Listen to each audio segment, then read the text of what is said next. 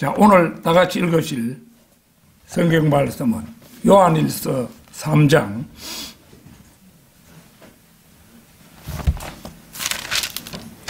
1절, 2절 말씀입니다. 요한일서 3장 1절, 2절 말씀.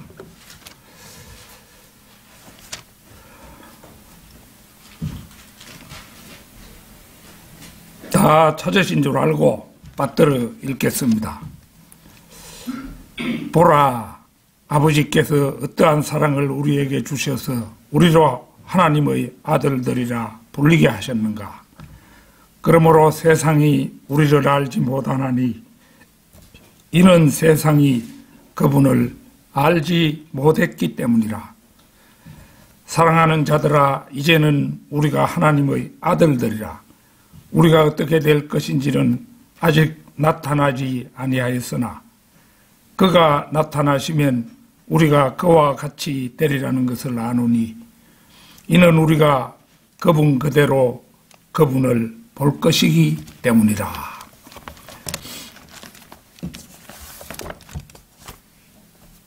자, 오늘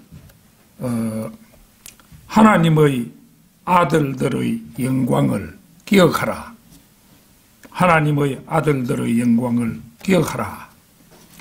이런 제목으로 말씀을 드리겠습니다. 우리가 신앙생활을 한다고 하고 있지만은 많은 것을 망각한 채 때로는 절망하기도 하고 힘에 부처하기도 하고 이런 것이 우리 인간입니다.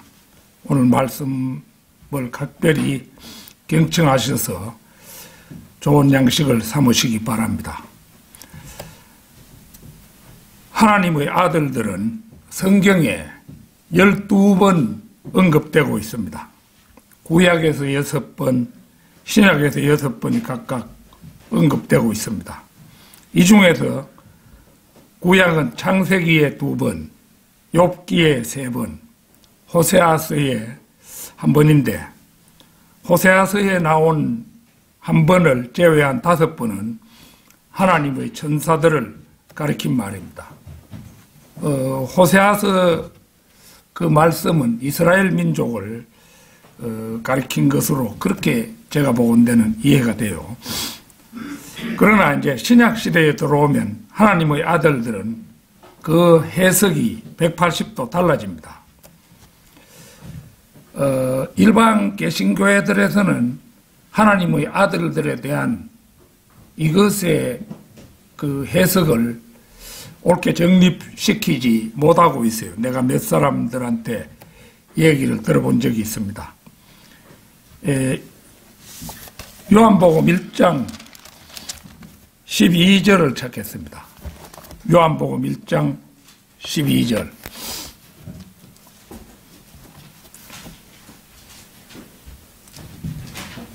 그러나 누구든지 그를 영접한 사람들에게는 하나님의 아들들이 되는 권세를 주셨으니 즉 그의 이름을 믿는 사람들에게니라. 보는 것처럼 신약에서 하나님의 아들들은 더 이상 천사들이 아닙니다. 예수 그리스도를 구세주로 영접한 사람들이 구약의 하나님의 아들들이라 불리는 천사들을 대체하게 됨을 볼 수가 있습니다. 그렇다면 구약의 하나님의 아들들과 신약의 하나님의 아들들은 어떻게 다른 것일까요? 그것은 아주 간단합니다. 천사들은 피가 없었습니다. 예수 그리스도께서는 십자가에서 피를 흘리셨습니다.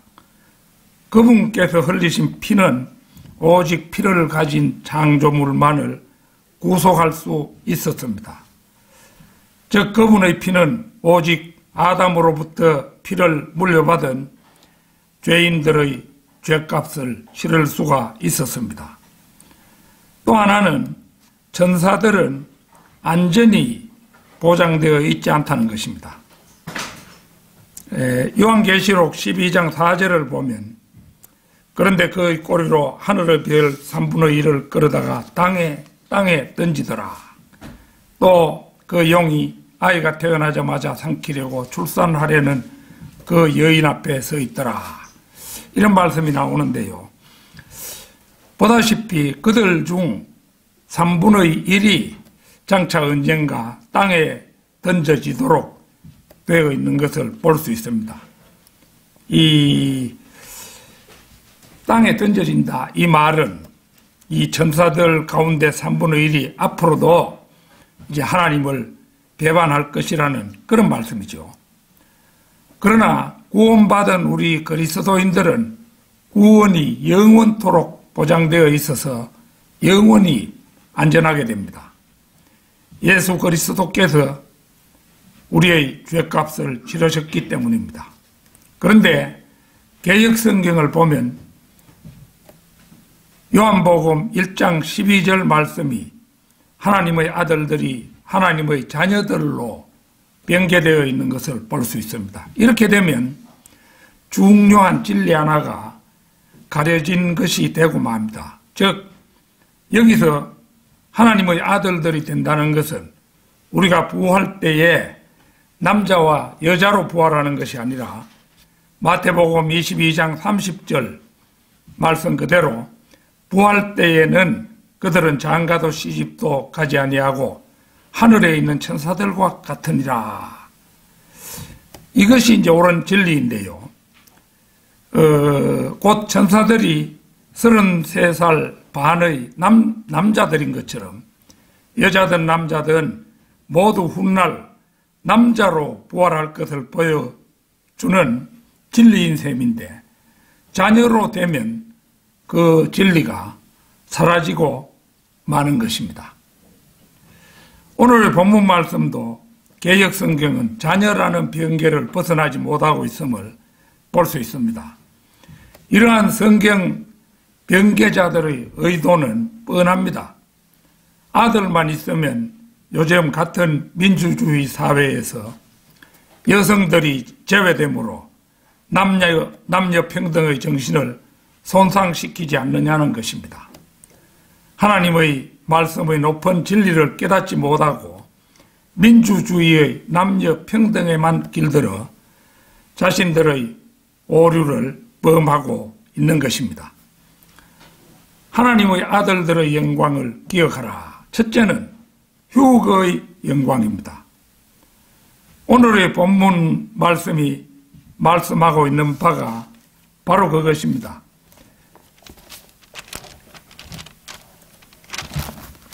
자, 데살로니가 전서 4장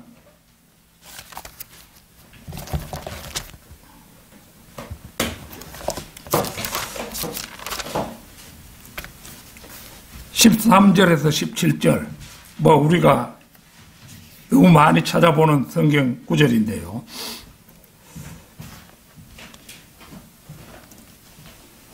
형제들아, 잠든 자들에 관해서는 너희가 모르게 되는 것을 원치 아니하노니 이는 너희가 소망이 없는 다른 사람들과 같이 슬퍼하지 않게 하려는 것이라.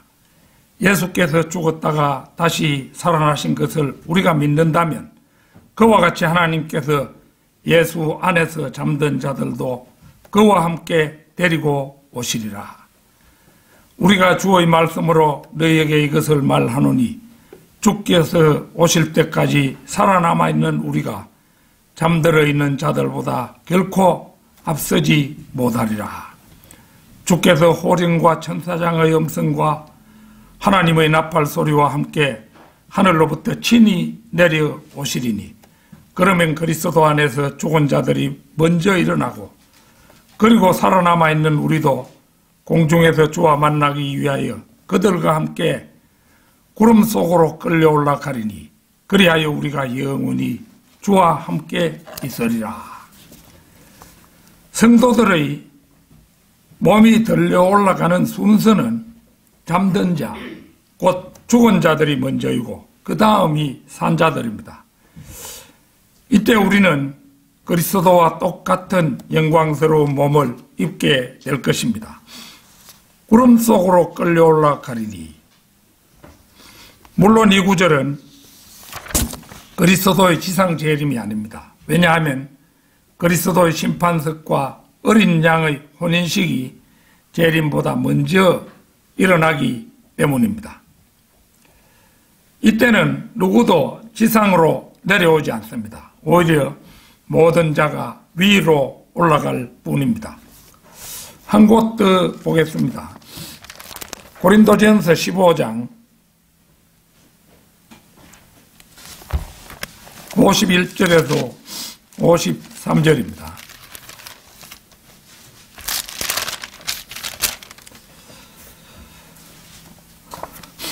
(51절에서) 53절. 보라, 내가 너희에게 한 가지 신비를 말하노니 우리가 다 잠잘 것이 아니요 오히려 우리가 모두 변화될 것이니 마지막 나팔 소리에 눈 깜짝하는 순간에 그러하리라. 나팔 소리가 나면 죽은 자들이 썩지 아니하는 몸으로 일으켜지며 우리도 변화되리라. 그리하여 이 썩을 몸이 반드시 썩지 아니할 몸을 입고 이 죽을 몸이 반드시 죽지 아니할 몸을 입으리라. 이 역시 휴거를 말하는 유명한 구절이죠. 휴거는 바울을 통하여 하나님의 계시가 전해지기까지는 알지 못했던 신비였습니다. 대환란 직전 주님께서 공중에 재림하실 때 그리스도 안에서 죽은 자들이 살아 일어나는 것도 신비이고 살아남아 있는 성도들이 변모되어 하늘로 끌려 올라가는 것도 신비 중의 신비입니다.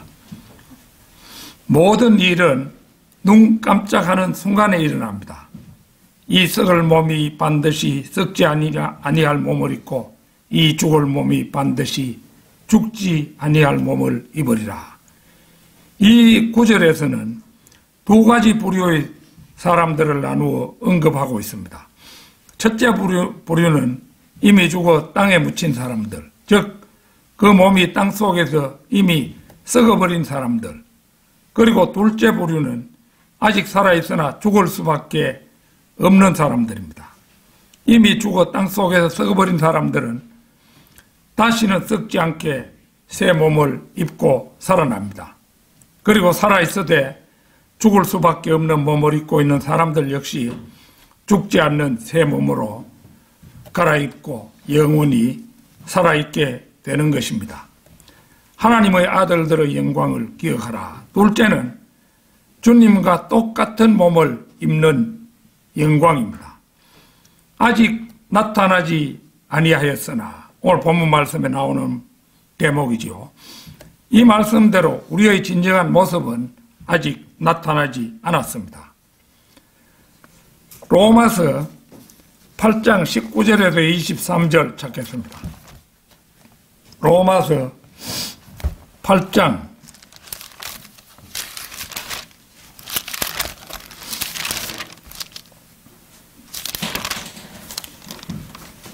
19절에서 23절입니다.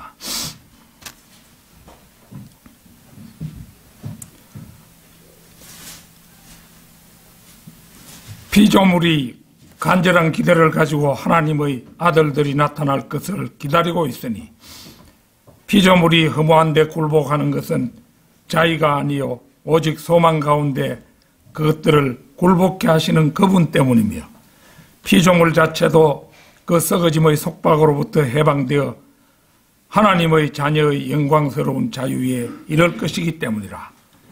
모든 창조물이 이제까지 함께 신음하며 고통받는 것을 우리가 아노니 그들뿐만 아니라 성령의 첫 열매들을 가진 우리까지도 속으로 신음하며 양자되는 것, 곧 우리 몸의 구속을 기다리고 있느니라.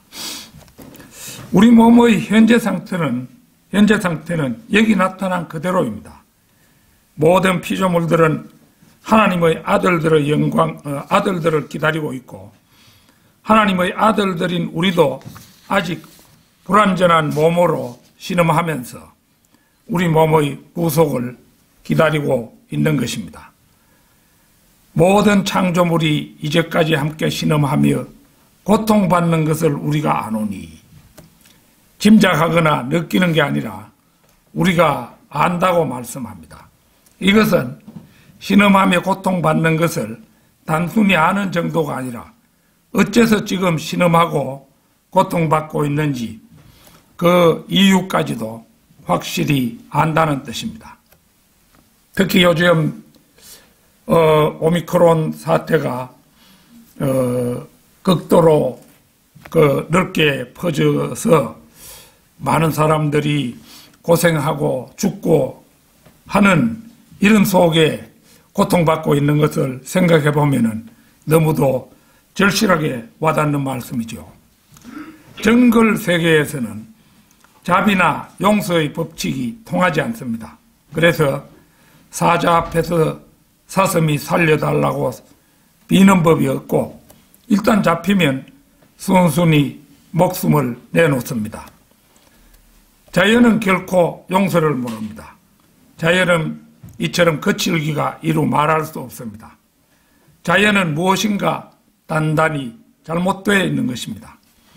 겉으로 보기에는 아름답게 보일지라도 자연은 서로 잡아먹는 약육강식의 처절한 세계인 것입니다.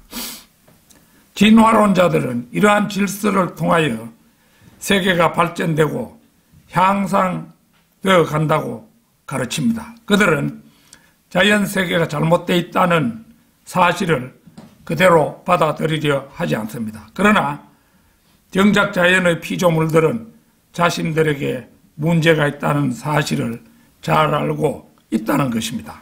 그래서 그들은 너나 할 것 없이 함께 신음하며 고통받는 것을 알고 그 썩어짐의 속박으로부터 해방되어 영광스러운 자유에 이를 것을 고대하면서 몸의 구속을 기다리고 있는 것입니다. 우리가 그와 같이 되리라는 것을 아노니 이는 우리가 그분 그대로 그분을 볼 것이기 때문이라. 이 말씀은 우리가 단단한 고체를 통과할 수 있고 빛의 속도보다 더 빨리 이동할 수 있는 33살 반의 남성의 몸을 가지게 될 것임을 의미합니다. 그러니까 이게 오늘 우리가 부른 찬송가에서도 한 걸음 되는 내 본향 가까운 곳일세. 변화된 몸을 입으면은 삼조광년 저편의 하나님 계시는 셋째 하늘이 그냥 한 걸음이에요. 껑충 뛰어 걷는다 이거죠. 우리가 휴거될 때는 그렇게 되는 것입니다. 계시록 21장 1절에서 4절 찾겠습니다. 계시록 21장 1절에서 4절입니다. 또 내가 새 하늘과 새 땅을 보니 처음 하늘과 처음 땅은 사라지고 바다도 더 이상 있지 아니하더라. 나 요한은 거룩한 도성 새 예루살렘이 하나님으로부터 하늘에서 내려오는 것을 보았는데 마치 신부가 자기 남편을 위하여 단장한 것 같이 예비되었더라. 또 내가 들으니 하늘에서 큰 음성이 나서 말하기를 보라 하나님의 성막이 사람들과 함께 있어 그분께서 그들과 함께 거하시리니 그들은 그분의 백성이 되고 하나님께서는 친히 그들과 함께 계셔서 그들의 하나님이 되시리라. 하나님께서 그들의 눈에서 모든 눈물을 닦아내시며 다시는 사망이나 슬픔이나 울부짖음이 없고 고통 또한 없으리니 이는 이전 것들은 다 사라져 버렸음이라고 하더라. 새 몸을 입는 사람은 옛 세상에서 살지 않고 새 하늘과 새 땅에서 살게 됩니다. 지상의 예루살렘이 아니라 하늘에서 내려오는 새 예루살렘에서 살게 되는 것입니다. 그것도 죄 없고 썩지 않는 영원한 몸, 고통과 슬픔과 죽음을 경험하지 않는 몸이 되는 것입니다. 이 얼마나 영광스러운 몸입니까? 하나님의 아들들의 영광을 기억하라. 셋째는 그분과 함께 영원히 함께하는 영광입니다. 우리가 아까 읽은 데살로니가전서 4장 17절에서요. 그리고 나서 살아남아 있는 우리도 공중에서 주와 만나기 위하여 그들과 함께 구름 속으로 끌려 올라가리니 그리하여 우리가 영원히 주와 함께 있으리라. 보다시피 휴거가 되면 우리가 영원히 주와 함께 있으리라고 말씀합니다. 자, 솔로몬의 노래 2장 8절에서 13절을 보겠습니다.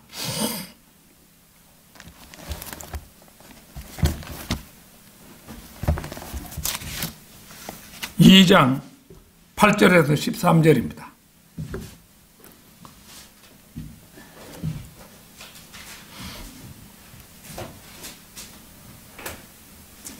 내 사랑하는 이의 목소리로다. 보라, 그가 산들 위로 뛰며 작은 산들 위로 가볍게 뛰며 오는도다. 나의 사랑하는 이는 노루나 어린 사슴 같나니 보라, 그가 우리의 벽 뒤에 서서 창문으로 들여다보며 창살을 통해 몸을 내보이는도다. 나의 사랑하는 이가 내게 일러 말하기를 나의 사랑, 나의 어여쁜 자야, 일어나 떠나자. 보라, 겨울도 지나고 비도 그쳐 사라졌으며 땅에는 꽃들이 피고 새들이 노래하는 때가 왔도다. 산비둘기의 소리가 우리의 땅에서 들리는도다. 무화과 나무는 푸른 무화과들을 내고 포도 능쿨은 부드러운 포도로 좋은 향기를 내는도다. 나의 사랑, 나의 어여쁜 자야, 일어나 떠나자 하였도다. 이 부분은 교회의 휴거에 대한 강력한 예표가 되는 부분입니다. 이것은 르크만 목사님의 단독적인 향상된 계시라 이렇게 볼 수 있어요. 제가 여러 곳을 찾아보았지만은 솔로몬의 노래 2장 8절에서 13절을 휴거의 그림으로 본 예는 제가 다른 곳에서는 보지 못했습니다. 솔로몬의 노래 2장은 이틀, 즉 2000년 동안의 교회 시대가 끝난 뒤 주님의 다시 오심을 예표합니다. 보라, 그가 우리의 벽 뒤에 서서 창문으로 들여다보며 창살을 통해 몸을 내보이는도다. 휴거는 주님께서 세상에 공개적으로 자신을 나타내는 것이 아니라 교회에게만 은밀히 나타내시는 것입니다. 나의 사랑, 나의 어여쁜 자야, 일어나 떠나자. 이것은 주님께서 오셔서 교회를 부르시는 말씀입니다. 보라, 겨울도 지나고 비도 그쳐 사라졌으며 땅에는 꽃들이 피고 새들이 노래하는 때가 왔도다. 산비둘기의 소리가 우리의 땅에서 들리는도다.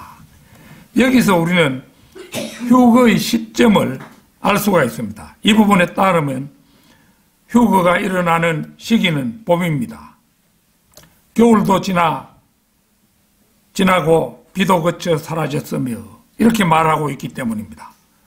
봄 중에도 6월, 즉 오순절 때일 것으로 여겨지는 것입니다. 물론 주님의 계획은 이러한 틀에 매이지 않으시겠지만 성경 전체에서 주님께서 일하신 방법으로 미루어 볼 때 오순절 때로 보는 것이 타당하다는 말입니다. 주님께서는 오순절에 성령을 부어주심으로써 교회가 시작되게 하셨고 구약의 율법 역시도 오순절에 주어졌기 때문입니다. 요한계시록 22장 3절에서 5절을 찾겠습니다. 22장 3절에서 5절입니다.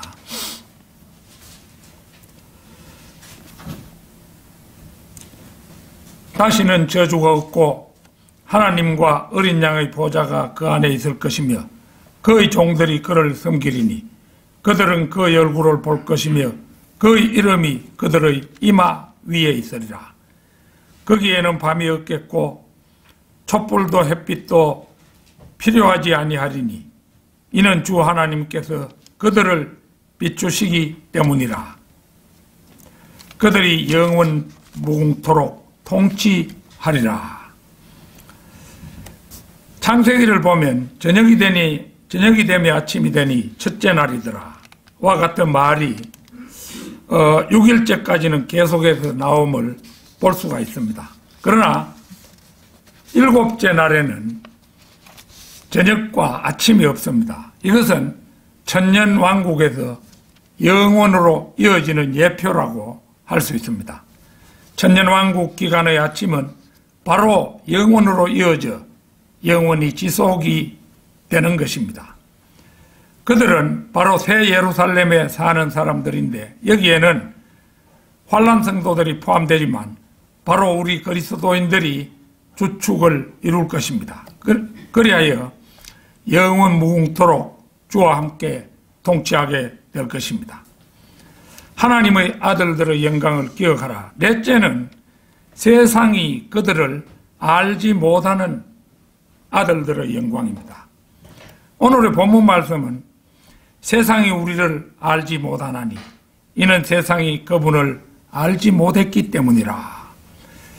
여기에서 보듯이 세상이 우리를 알지 못한다고 하고 그 까닭은 세상이 그분을 알지 못했기 때문이라고 말씀합니다. 요한복음 1장 9절 10절을 보겠습니다.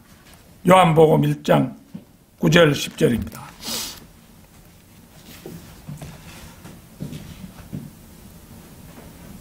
세상으로 들어오는 모든 사람에게 비치는 참 빛이 있었으니 그가 세상에 계셨고 세상이 그에 의하여 지음바 되었으나 세상은 그를 알지 못하더라.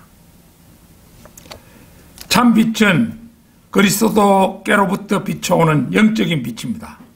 이 빛을 받는 사람은 무엇이 옳고 그른지 구별할 줄 아는 영적 분별력을 갖게 됩니다. 세상 사람들은 이 세상에서 잘 살고 부귀영화를 누리는 것을 목표로 살아가고 있지요. 그런데 우리 그리스도인은 그와는 다릅니다. 영적 분별력을 가지고 무엇이 가장 소중한 줄을 알기 때문에 이제 우리는 기꺼이 가난함도 견딜 줄 알고 그렇게 이 마지막 때를 살아가는 것입니다. 세상 사람들이 볼 때 우리 바이블 빌리버들은 참으로 불쌍하다는 생각이 들겠지요. 세상 교회들도 마찬가지입니다. 그들 교회는 수많은 사람들이 나와서 북적거리고 자신들은 무리가 많아서 우리야말로 참 진리의 길을 간다고 그렇게 할 것이지만 우리 성경대로 믿는 사람의 교회는 와보면은 몇 사람 없잖아요. 그러나 이 생명길이 되기 때문에 그게 참 은혜가 되는 길인 것입니다. 어두움에 쌓여있던 세상에 예수 그리스도로 말미암아 참빛이 들어왔고 그 참빛이 모든 사람에게 비쳤습니다. 그러나 모두 참빛으로 나온 것은 아니었습니다. 오늘 우리가 보는 그대로죠. 참빛을 받고 참빛 속으로 들어온 사람은 극소수입니다. 그가 세상에 계셨고 하나님께서 육신을 입고 이 세상에 오셨습니다. 그분께서 바로 예수 그리스도이십니다.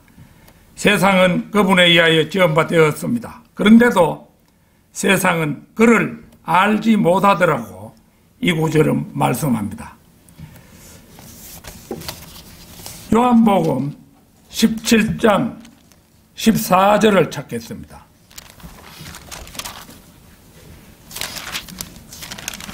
17장 14절입니다.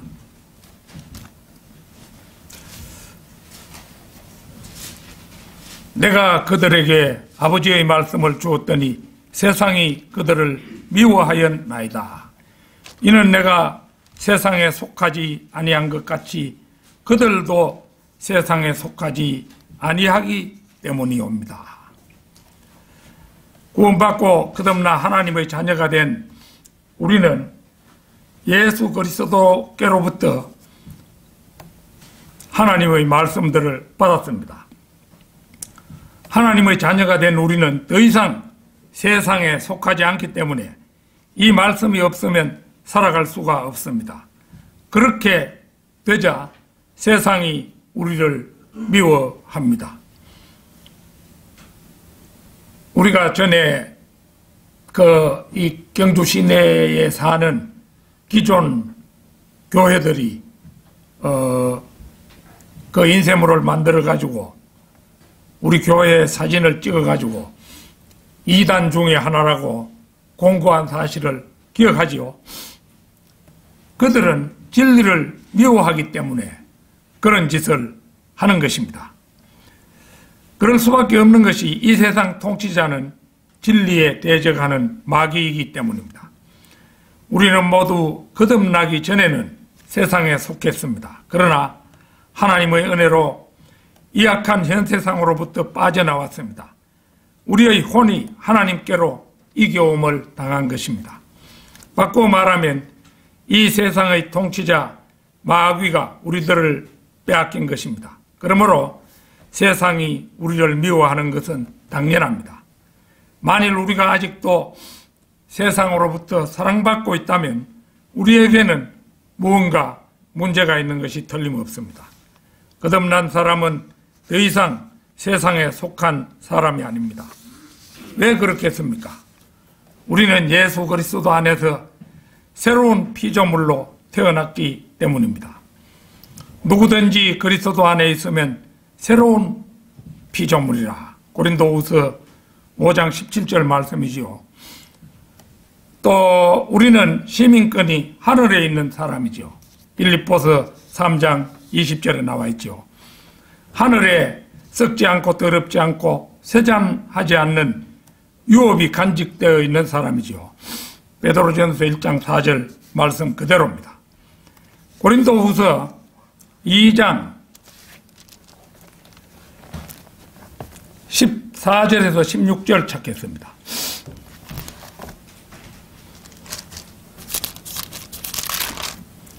자, 고린도후서 2장 14절에서 16절입니다. 항상 우리를 그리스도 안에서 승리하게 하시고 또 어느 곳에서나 우리로 하여금 그분에 관한 지식의 향기를 나타내게 하시는 하나님께 이제 감사하노라. 이는 우리가 구원받은 사람들에게나 멸망하는 사람들에게나 하나님 앞에서는 그리스도의 향기이기 때문이라. 정녕 이 사람들에게는 사망에 이르는 사망의 향기이나 저 사람들에게는 생명에 이르는 생명의 향기라. 누가 이런 일들을 원만히 감당하겠느냐. 주님은 우리에게 승리를 주실 뿐 아니라 우리를 통해 다른 이들에게 주님을 알리십니다.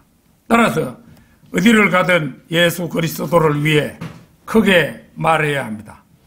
전도지를 나눠주고 거리 설교하러 가고 간증하고 신방하러 가고 일터에서 자신의 성경을 읽고 기회 있을 때마다 누군가를 교회에 초대하십시오. 우리에게는 하나님께서 우리를 사용하시겠다는 약속이 있습니다. 제가 네이버 블로그를 가지고 있잖아요. 그런데 블로그에 내가 그동안 잘 들어가지 않았는데 얼마 전에 설교를 대편 다시 거기다가 실었습니다. 그랬더니만은 뭐 질문을 하는 사람들이 몇 명 있어요. 그래서 내가 답을 해주면서 그래 우리 교회에서 뭐 둥이돌을 발간하고 있는데 그 유튜브에 들어가 보고 거기에 나와 있는 메일로 주소를 알려주시면 그걸 모퉁이돌을 보내드리겠다. 이래 했더니만 주소도 들어오고 이랬어요. 그래 내가 그 생각을 해보니까 이것도 참 그 블로그를 운영하는 것도 하나님의 사역에 도움이 될 수 있구나 이런 것을 제가 느낍니다. 그래서 앞으로 보다 열심히 설교들을 그 블로그에다가 실어 놓아야 되겠다 이런 생각을 가지고 있습니다.